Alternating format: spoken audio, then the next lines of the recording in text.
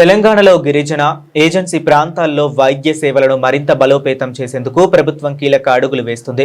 అటవీ మరియు మారుమూల ప్రాంతాల్లోని ప్రజలకు కూడా నగరాలలో సమానంగా మెరుగైన కార్పొరేట్ వైద్య సేవలు అందించడమే తమ ప్రభుత్వ ప్రధాన లక్ష్యమని రాష్ట్ర వైద్య ఆరోగ్య శాఖ మంత్రి దామోదర రాజనరసింహ స్పష్టం చేశారు.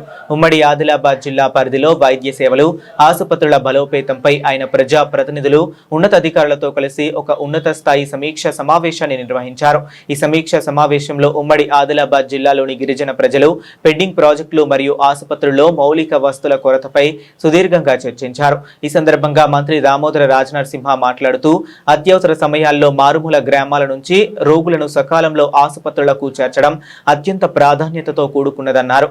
ఇందులో భాగంగానే త్వరలో జిల్లాలోని అన్ని కమ్యూనిటీ హెల్త్ సెంటర్లు మరియు ఏరియా ఆసుపత్రులకు అదనపు అంబులెన్స్లను సమకూరుస్తామని హామీ ఇచ్చారు. ఏజెన్సీ ప్రాంతాల్లోని ప్రాథమిక ఆరోగ్య కేంద్రాలలో మందుల కొరత లేకుండా చూడాలని, డాక్టర్లు, పారామెడికల్ సిబ్బంది ఎల్లప్పుడూ అందుబాటులో ఉండేలా చర్యలు తీసుకోవాలని అధికారులను ఆదేశించారు.